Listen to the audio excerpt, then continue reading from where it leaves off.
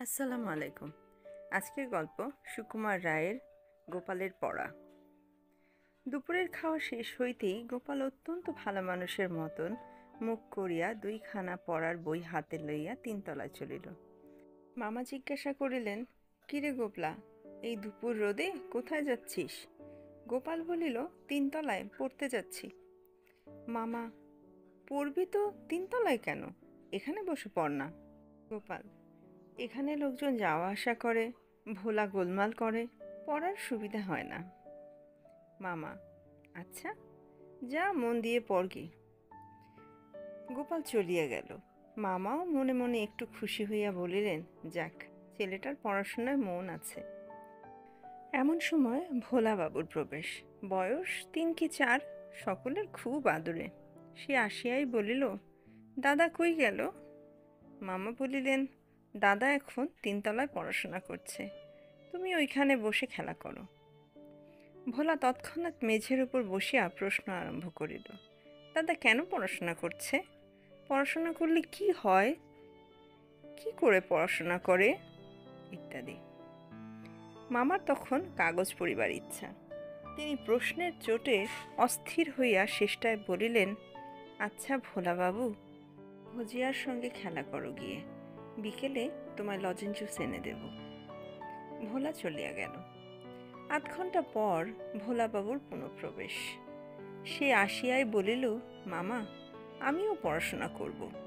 মামা বলিলেন, বেশ তো, আর একটু বড় হও, তোমায় রংচটের সব পড়ার বই কিনে এনে দেব। ভোলা, না, সেরকম পড়াশোনা নয়, দাদা যেরকম পড়াশোনা করে সেরকম। মামা, সে আবার কি করে? ভোলা, হ্যাঁ, সেই যে পাতলা পাতলা রঙিন কাগজ থাকে, আর কাঠি থাকে, আর কাগজে আঠা লাগায়, আর তার সঙ্গে কাঠি লাগায়, সেই রকম।